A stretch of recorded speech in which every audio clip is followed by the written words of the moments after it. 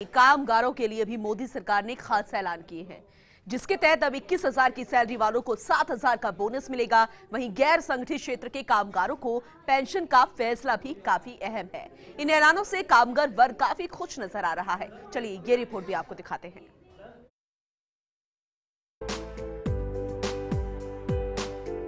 कामगारों के लिए भी मोदी सरकार ने बड़े ऐलान किए हैं, जिसके तहत प्रधानमंत्री श्रम योगी मनधन योजना की घोषणा की गई है। वहीं गैर संगठित क्षेत्र के श्रमिकों को 3,000 रुपए की पेंशन दी जाएगी। ये पेंशन 15,000 रुपए की मासिक आय वाले कामगारों को दी जाएगी, जो 60 साल की उम्र के बाद मिलेगी। इस योजना में 29 साल की उम्र तक शामिल होने वाले कामगार को 100 रुपए प्रति माह जमा कराने होंगे। वहीं 18 साल की उम्र में शामिल होने वाले कामगार को 55 रुपए प्रति माह जमा कराने होंगे। इससे देश में 5 करोड़ कामगारों को फायदा होगा। हर कामगार के लिए न्यूनतम पेंशन 1,000 रुपए होगी। वहीं कामगार की मौत होने पर ईपीएफओ की ओर से परिजनों को दी जाने वाली राशि को भी 2.5 लाख से बढ़ाकर 6 लाख रुपए कर दिया गया है। इसके अलावा नई पेंशन स्कीम में सरकार का योगदान 4% से बढ़ाकर 14% किया गया है। वहीं सबसे बड़ी खास बात यह है कि 21,000 रुपए प्रतिमाह सैलरी वाले लोगों को 7,000 रुपए बोनस मिलेगा, तो कर्मचारियों की ग्रेच्युटी लिमिट 10 लाख से बढ़ाकर 20 लाख रुपए कर दी गई है। इसके अलावा घर खरीदने वालों को जीएसटी के जरिए और राहत दी जाएगी। कामगारों के लिए किए गए इन ऐलानों से कर्मचारी वर्ग काफी खुश है। Bureau report, first India news.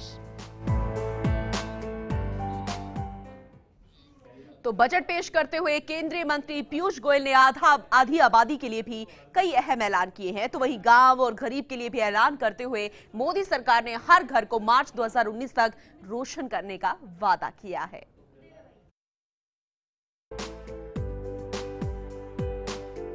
Modi सरकार ने देश की आधी आबादी को राहत दी है। केंद्रीय मंत्री पीयूष गोयल ने बजट पेश करते हुए बताया कि प्रधानमंत्री मुद्रा योजना के अंतर्गत 75% लाभार्थी महिलाएं हैं। वहीं प्रधानमंत्री मातृत्व योजना में महिलाओं को 26 हफ्ते की मैटरनिटी लीव मिल रही है। इसके अलावा फिलहाल 6 करोड़ परिवारों के पास रसोई गैस कनेक्शन है। वहीं अगले साल के आखिर तक इनकी संख्या 8 करोड़ करने का लक्ष्य रखा गया है। वहीं गाँवों में राहत देते हुए मोदी सरकार ने मनरेगा के लिए 60,000 करोड़ रुपए का आवंटन किया है।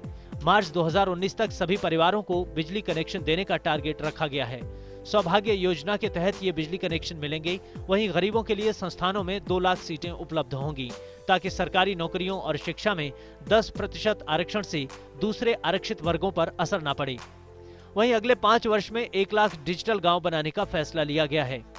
इन ऐलानों से गाँव को डिजिटल बनाने का काम किया जाएगा, जो डिजिटल इंडिया की ओर बेहतरीन कदम है। Bureau report, first India. तो इन सब के अलावा मोदी सरकार ने चिकित्सा एवं स्वास्थ्य के क्षेत्र में भी अपनी उपलब्धियां गिनाई। केंद्रीय मंत्री पीयूष गोयल ने बजट भाषण पढ़ते हुए कहा कि देश में फिलहाल 21 एम्स विकसित किए जा रहे हैं। वहीं अब तक 14 एम्स शुरू हो चुके हैं। पीयूष गोयल ने कहा कि अब हरियाणा में 22वां एम्स शुरू होने जा रहा है। देश में 21 एम्स जो है विकसित किए जा चुके हैं और 14 अब 21 किए जाएंगे और 14 अभी तक शुरू हो चुके हैं। तो चिकित्सा स्वास्थ्य के लिए बजट में क्या कुछ है, ग्राफिक्स के जरिए आपको बता रहे हैं। हरियाणा में 22वां एम्स शुरू होने जा रहा है और देश में विकसित किए जा रहे हैं 21 एम्स। तो 14 एम्स जो है अभी तक शुरू हो चुके हैं पूरे देश भर में। चिकित्सा स्वास्थ्य के लिए भी आज बजट में बहुत कुछ खास रहा। वहीं रेल और रक्षा मंत्रालय को भी अब तक का सबसे बड़ा बजट दिया गया है। रेल मंत्रालय को जहां 1.58 लाख करोड़ रुपए का बजट दिया गया, तो वहीं रक्षा मंत्रालय को 3 लाख करोड़ का बजट आवंटित किया गया है।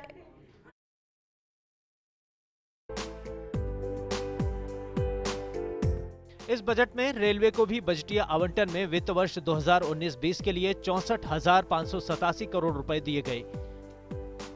रेलवे में विकास कार्यों के लिए 1,58,000 करोड़ रुपए का प्रावधान किया गया है। पिछले साल सरकार ने इसके लिए 1,48,000 करोड़ रुपए का प्रावधान किया था। पीयूष गोयल ने कहा कि semi high speed train Vande Bharat express विश्व स्तरीय सफर का एहसास कराएगी। वहीं पहली बार रेलवे के नक्शे पर मेघालय, त्रिपुरा और मिजोरम आए हैं। हमारे इंजीनियरों की ओर से विकसित ये बड़ी सफलता है, जो मेक इन इंडिया कार्यक्रम को गति प्रदान करेगी।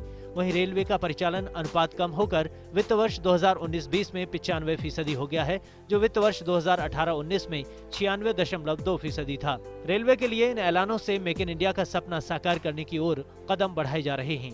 Bureau report, first India news. तो मोदी सरकार के अंतरिम बजट पर सत्ता पक्ष और विपक्ष से कई तरह की प्रतिक्रियाएं आई हैं, लेकिन बीजेपी के नेताओं ने मोदी सरकार के इस बजट को सराहा है। जहां बीजेपी के राष्ट्रीय अध्यक्ष अमित शाह ने इसे गरीबों और किसानों की उम्मीदों को पूरा करने वाला बजट बताया, तो वहीं यूपी के सीएम योगी ने कहा कि ये बजट न्यू इंडिया का सपना पूरा करने में मदद करेगा। अरुण जेटली ने इस बजट को गरीब समर्थक बताया है। बजट पर सत्ता पक्ष के नेताओं की प्रतिक्रिया को लेकर ये खास रिपोर्ट देखिएगा।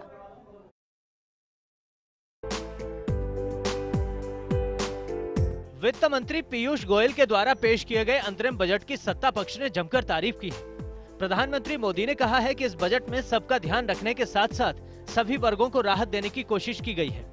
उन्होंने कहा कि बजट से 12 करोड़ किसानों को सीधा लाभ मिलेगा और पेंशन से गरीब मजदूरों को बुढ़ापे में मदद मिलेगी। उन्होंने कहा कि गरीबी तेजी से कम हो रही है।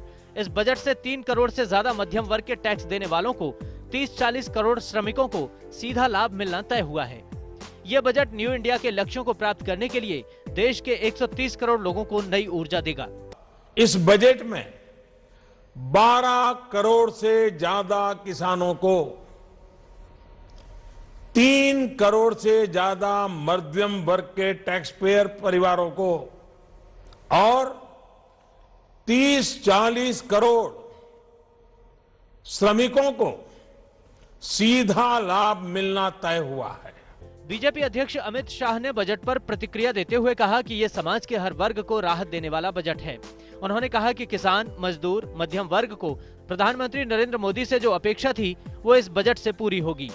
सरकार 75,000 करोड़ का बोझ सहन कर किसान भाइयों की मदद के लिए खड़ी रहेगी। शाह ने कहा कि कामधेनु योजना गायों की रक्षा के लिए एक बड़ा कदम है। अमित शाह ने कहा कि श्रम योगी योजना के तहत देश के 10 करोड़ से ज्यादा गरीब श्रमिकों को 60 साल के बाद 3,000 रुपए की पेंशन देना एक बहुत बड़ा कदम है।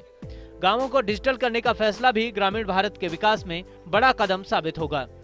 आयकर की मर्यादा के अंदर पहले एक घर का रेंट उनको बेनिफिट कराता था, अब 2 घरों को कर मध्यम वर्ग के कई लोग जो अलग अलग जगह पे नौकरी करते हैं, अपने बच्चों को पढ़ाते हैं, इनके लिए बहुत बड़ी राहत का काम किया है। सीमा को भी 40,000 बढ़ाकर 50,000 तक ले जाने का काम किया है। ढेर सारी रियायतें मध्यम वर्ग को लिए भी ये सरकार लेकर आई है और मुझे आनंद है इतना सारा करने के बाद भी फिस्कल डेफिसिट को नियंत्रित करने में सरकार सफल हुई है। वहीं उत्तर प्रदेश के मुख्यमंत्री योगी आदित्यनाथ ने बजट पेश होने के बाद कहा कि इस बजट में किसान, मध्यम वर्ग, गरीब, महिलाओं समेत हर वर्ग का ख्याल रखा गया है। ये बजट न्यू इंडिया का सपना पूरा करने में मदद करेगा। तो अमेरिका में इलाज करा रहे केंद्रीय मंत्री अरुण जेटली ने भी ट्वीट कर बजट पर प्रतिक्रिया दी है। उन्होंने इस बजट को अर्थव्यवस्था की चुनौतियों से लड़ने वाला बजट बताया। केंद्रीय कृषि मंत्री राधा मोहन सिंह ने कहा कि ये बजट किसानों के लिए राहत लेकर आया है। गृह मंत्री राजनाथ सिंह ने इसे ऐतिहासिक बजट बताते हुए कहा कि इससे समाज के हर वर्ग को फायदा मिलेगा। Bureau report, first India news.